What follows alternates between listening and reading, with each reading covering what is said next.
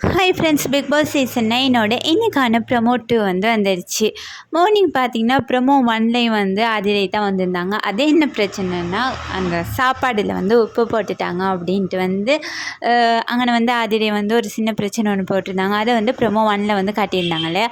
Promo 2ல் பார்த்தீங்கன்னா கம்ருதீன் அப்புறம் ஆதிரை இவங்க 2 பேரோட ஒரு சண்டையை தான் வந்து இந்த ப்ரொமோ 2ல் காட்டுறாங்க. பார்த்தீங்கன்னா நேற்றுலேருந்தே வந்து கம்ருதீனுக்கும் ஆதிரைக்கும் வந்து ஒரு சண்டையாகவே தான் இருந்துச்சு. நேற்று பார்த்தீங்கன்னு சொன்னால் கம்ருதீன் வந்து அந்த தண்ணி சேமிக்கிறத வந்து ஒழுங்காக வந்து வேலை பார்க்கல, வர்றதே இல்லை, அவர் வந்து பாதி நேரம் தூங்கிக்கிட்டே தான் இருக்கார் அப்படிங்கிற ஒரு பாயிண்ட்டை முன் வச்சு வந்து ஆதிரைக்கும் கம்ருதீனுக்கும் நேற்றே ஒரு சண்டை வந்து நடந்துச்சு.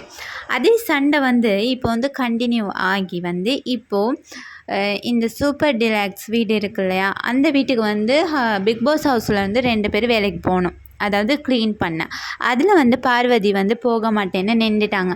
அதுக்கு பதிலாக வந்து ஆதிரை போகிறதா இருக்குது போல். அதை தான் இந்த ப்ரொமோவிலே சொல்கிறாங்க.